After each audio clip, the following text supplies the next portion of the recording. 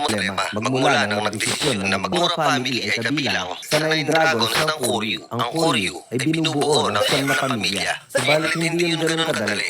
Kailangan muna nilang mapasunod ang 5 pinakamalakas na gang sa lugar na ito at isa ang Mugen sa mga hindi sumang-ayon dito dahil pinuprotektahan nila ang kanilang lugar. Ginamit ng Yamura family ang grupo ng Hyuga para talunin ang Mugen. Nagsimulang gumawa ng hakbang ang grupo ng Hyuga at inatake nila si Cobra. Alam ni Yamato na ang grupo ng Hyuga ay nagtatrabaho sa Koryu. Sinabi ni Kohaku na gusto nila ng laban, kaya wala tayong pagpipilian. Tumayo ito para sumugod. Subalit pinigilan siya ni Tatsuya at sinabi nito na siya na ang bahalang lumutas sa problema. Magmula nang nagdesisyon na magbago si Tatsuya ay ayaw na nito ng gulo. Sumama ang loob ni Kohaku dahil nasaktan na si Cobra at maliban doon, napuna ni Kohaku ang malaking pagbabago kay Tatsuya. Gayunpaman, tumuli pa rin sa pag-atake si Kohaku kasama ang Mugen. Tinungo nila ang kuta ng Hyuga. At ito ang sumunod na pangyayari. Let's go. I wake up to a little bit of drool. I'ma pull up, feel like it's gonna be a bad day. I'm tired of shit, and the cops ain't hit yet. Damn, ain't that great. I don't wanna go to work, cause my boss is a jerk, and I'm not in that pay. I need a change in my life, cause I don't feel alive, and there's nothing that makes me happy. Hold my beer for a minute. I'm about to quit my job, cash in for a ticket. I'm going on a trip and I don't plan to visit. I'm gonna stay there till I feel like I'm winning all. And this is just the beginning. I need a big change, help me feel like living. I need a big swing, home runs I'm hitting, and I'll never look back. Moving on till I get it all. And we all got dreams, we all want things. But what you gonna do for it? How you gonna move for it? What you gonna be? And do you believe?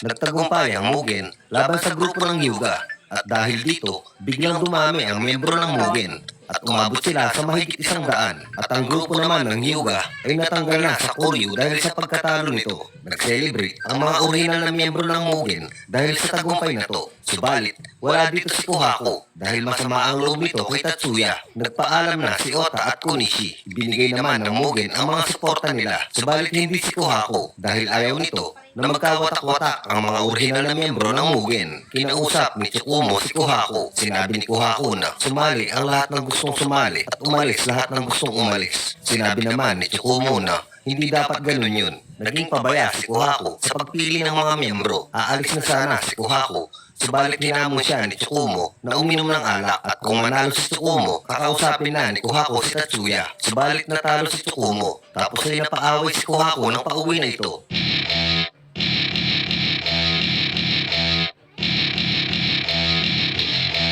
Habang binubugbog siya ng mga nakaaway niya, ay bigla nitong naalala noong mga panahong palagi siyang tinutulungan ni Tatsuya. Kaya lang naman sumama ang loob ni Kohaku dahil sa pinanghahawakan nitong salita na nagmula kay Tatsuya. Ito ay ang pangalan ng Mugen na ang ibig sabihin ay walang hanggan. Subalit nagbago si Tatsuya dahil gusto na nito ng mas tahimik na buhay. Matapos niyang maalala ang lahat ng ito ay nanumbalik ang lakas niya sa pagkikipaglaban.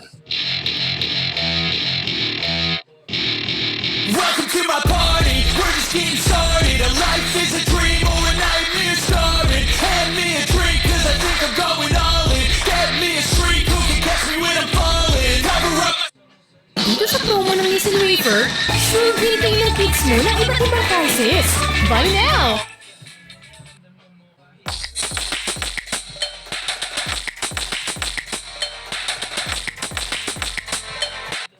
Going all in. Get me a shrink who can catch me when I'm falling. Cover up my scars. Nagpatuloy sa pagdami ng miyembro ang Mugen na hindi naman nagugustuhan ni Tsukumo. Subalit walang pakialam dito si Kohaku. Lahat ng grupo na takot sa Koryu ay sumali sa Mugen. At kung sino-sinong gangster na lang ang nagkiklaim na sila ay miyembro ng Mugen. At kahit sobrang laki na ng grupo nila ngayon, ay hindi na sila kasing saya ng dati. Sinabi ni Tsukumo kay Kohaku na ang Mugen ay walang tumatayong leader. Sinabi naman ni Kohaku, noon yun, noong 7 pa lang ang miyembro ng Mugen. Sa dami ng miyembro nila ngayon ay magulo ang grupo kung walang mamumuno. Sinabi ni Tsukumo kay Kohaku na nag-aalala si Tatsuya para sa kanya at hindi mo rin gusto ang ganitong klase ng Mugen. Sinabi naman ni Kohaku na umalis si Tatsuya sa sarili niyang kagustuhan kaya wala siyang karapatang mag-alala sa akin. Sa kabilang banda naman, may dalawang kalalakihan na sakay ng magagandang motorsiklo. Sila ang legendary Amamiya Brothers kung tawagin.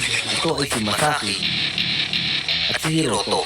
Hinarang sila ng mga hindi kilalang miyembro ng Mugen. Inangasan sila ng mga ito at tinihingan sila ng pera. At sinabi pa nito na alam niyo naman siguro kung ano ang mangyayari sa inyo kapag nakipagtalo kayo sa Mugen. At handa ba kayo na labanan kami? Tapos ay sinipa ng isa ang motorsiklo ni Hiroto. At ito ang nangyari.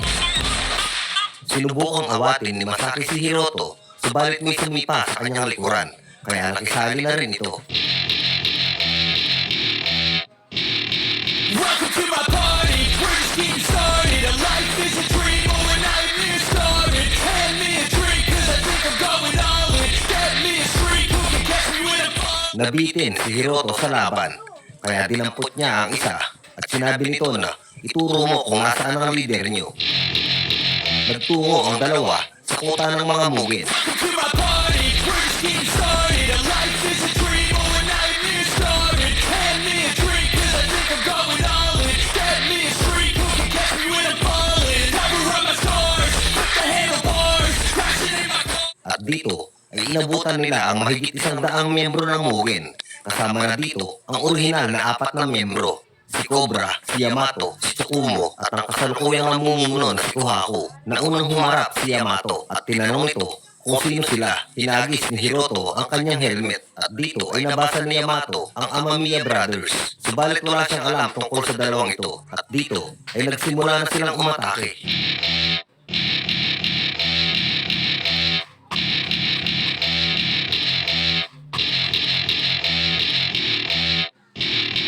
Welcome to my party, we're just getting started. A life is a dream, or a nightmare started. Hand me a drink, cause I think I'm going all in. Get me a streak, who can catch me when I'm falling. Cover up my scars, put the handlebars, crashing in my car.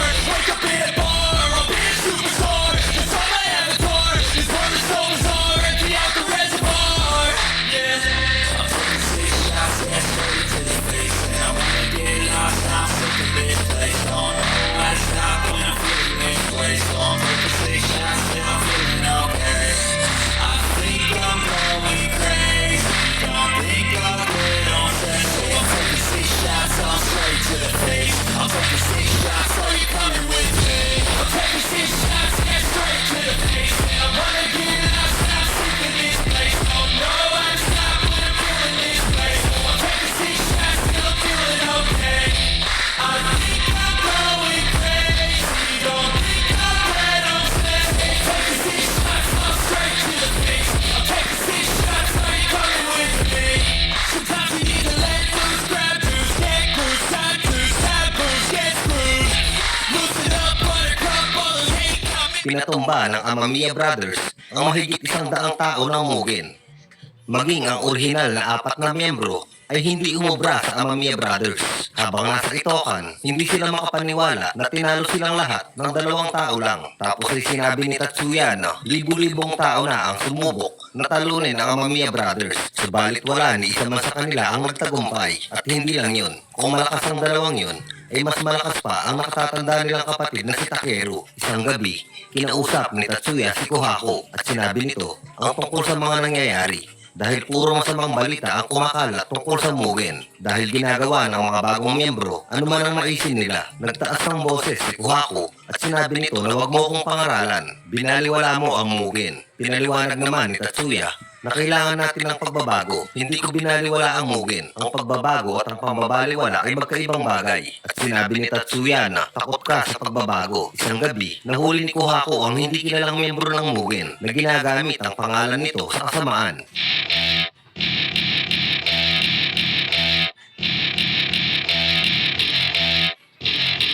Pinarusahan niya ito at tinanggal sa grupo. Sa tuwing nag-iisa si Kohaku, ay palagi nitong naaalala ang nakaraan. Doble pagod dahil doble kayod? Switch to Brand Adult Plus para doble ang tibay.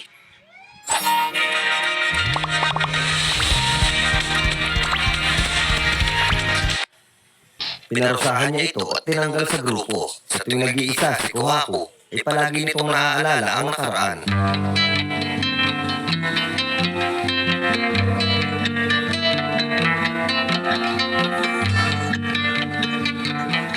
Natauhan si Kohaku at tinanggap na nito ang kanyang pagkakamali, kaya pinuntahan niya si Tatsuya para makipag-ayos at humingi ng tawad. Subalit sa hindi inaasahang pagkakataon, nangyari ang trahedyang ito. May nagtangka sa buhay ni Kohaku at kagaya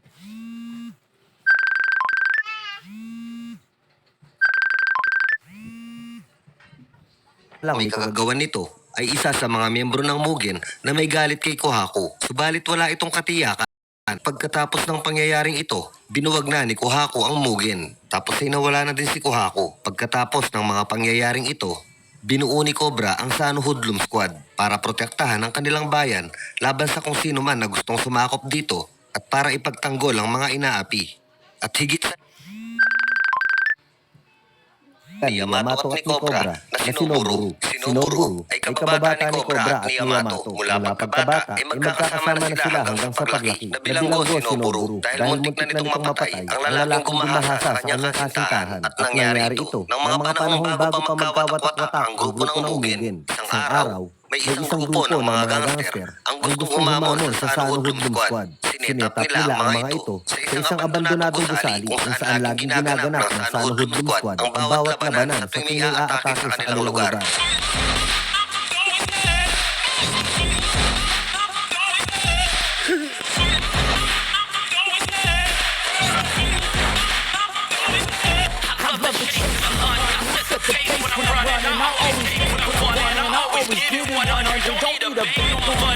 Play the game like it's nothing. I'm always something. Don't take for granted. So humble. Now wake up.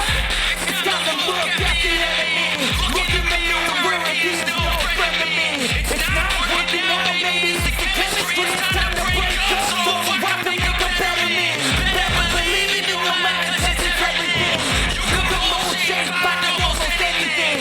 All it takes is some time and some training to find your identity. Sa kalagitnaan ng laban, hindi inaasahan na nagpakita si Noburu, subalit may kakaiba sa kilos at reaksyon ni Noburu. Tumulong ito sa laban, subalit hindi siya kumikibo.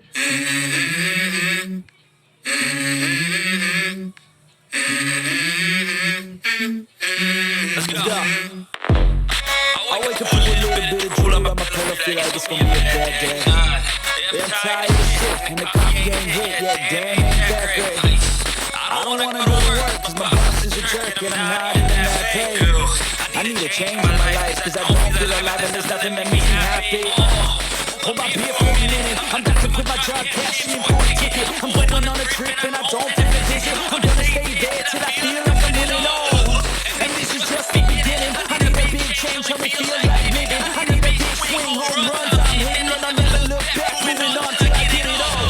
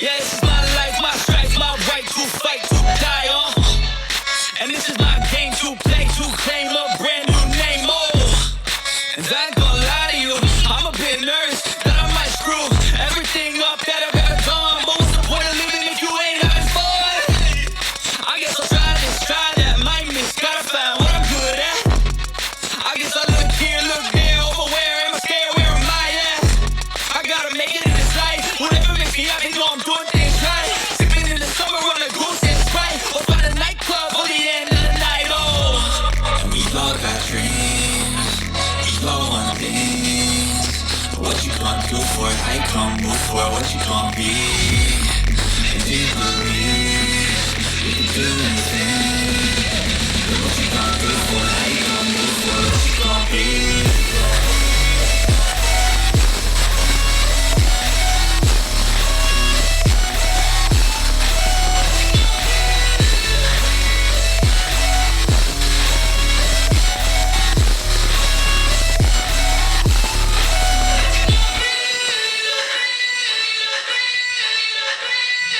Nagpatuloy ang laban hanggang sa manalo ang Sano Hoodlum Squad. Nang pauwi na sila, ay wala na naman si Noboru.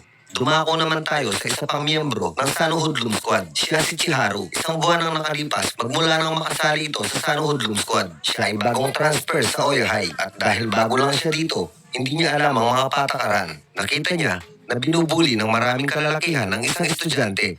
Kaya naman lumapit ito para tumulong. Ang nakabangga niya dito ay si Furuya. Siya ang number 2 sa eskwelahan ng Oya High. Tapos ay si Chiharu na ang pinag-initan ng mga ito. Hinabol siya ng mga taga-Oya High hanggang makarating ito sa lugar ng mga Sano Hoodlum Squad. Sa hindi inaasahang pagkakataon ay nakabangga ni Chiharu si Yamato. Pinigilan ni Yamato ang grupong ito para hindi sila dito magkagulo. Napilitang lumaban si Yamato dahil nahampas ito ng tubo sa likuran. Madali lang tinapos ni Yamato ang laban. At nagulat ito nang makita niya ang simbolo ng Oya High. Nang makumpirma niya kay Chiharu na taga-Oya High ang mga ito, ay nagmadali itong tumakas dahil maliban sa delikadong kalaban ang mga taga-Oya High, ay siguradong mapapagalitan siya kay Cobra kapag nalaman niya ito. Nakiusap si Chiharu na sumali sa Sano Hoodlum Squad. Subalit nag-aalangan si Yamato dahil kahit ano pa man ang dahilan, nanggaling pa rin sa Oya High si Chiharu at malaking gulo ito pag nagkataon. Dahil maaring masira ang balanse sa distrito ng Sword. Ang distrito ng Sword ay binubuo ng 5 pinakamalakas na gang sa Chikuni City at ang Sword ay hango sa mga panimulang letra ng bawat gang. Ito ang Sano Hoodlum Squad,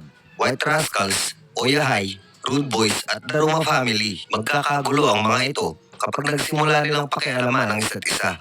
Gayunpaman, naawa si Yamato kay Chiharu dahil wala na itong ibang mapupuntahan. Kaya sinabi nito na bukas ay ipapakilala kita sa Sano Hoodlum Squad. Sa kabilang banda naman, binisita ni Kohaku ang kaibigan nito na nakomatos na si Tsukumo. Kinabukasan sa Itokan, ipinakilala ni Yamato si Chiharu na nagmula ito sa Oya High. Nagulat ang lahat dahil isang malaking problema ang tingin nila dito. Inaya mo nang lumabas ni Tetsu si Chiharu para makapag-usap si Cobra at Yamato dahil maaari itong gawing dahilan ng Oya High para makipaglaban sa Sano Hoodlum Squad. Sinabi ni Cobra na kaya natin pabagsakin ng Oya High anumang oras.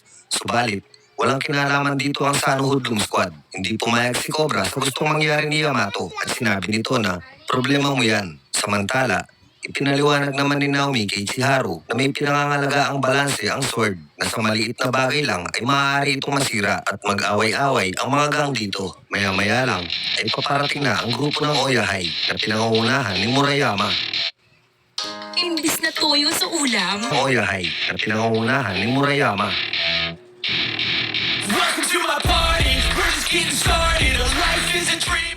Kaagad naman nila itong nalaman mula sa mga kaibigan. Sinabi ni Chiharu na aalis na lang siya para hindi na matuloy ang away. Sinabi ni Dan na tatawagan niya si Cobra para ibalita ang pangyayari. Subalit, pinigilan siya ni Yamato at sinabi nito na ako ang lulutas sa problemang ito. Lumabas ito para harapin ang Oya High. Tapos ay sumama din si Dan at si Tetsu. Nang magkaharap ang mga ito, sinabi ni Murayama na ibigay niyo sa akin si Chiharu. Subalit tumanggi si Yamato. Sinabi ni Murayama na nakikialam ang Sano Hoodlum Squad sa problema ng Oya High. Sa tingin mo ba ay papayag ako ng ganito? Sinabi naman ni Yamato na walang kinalaman dito ang Sano Hoodlum Squad. Problema ko ito ng mag-isa. At sinabi din ito na kung dadapo ang kamay mo sa kung sino man na nandito, ay sa akin mo na lang lahat gawin. Tapos ay nag-aya ng umalis si Murayama. Habang naglalakad sila pa uwi, tinanong ni Furuya kung bakit ito pinabayaan ni Murayama. Sinabi naman ni Murayama na kung may kinalaman dito ang Sano Hoodlum Squad, dapat ay nandun din si Cobra. Pagsapit ng gabi, ibinalita ni Tetsu kay Cobra ang nangyari. Kinabukasan, kinumpronta ni Tetsu si Chiharu dahil siya ang sinisisi nito kung bakit napasok sa gulo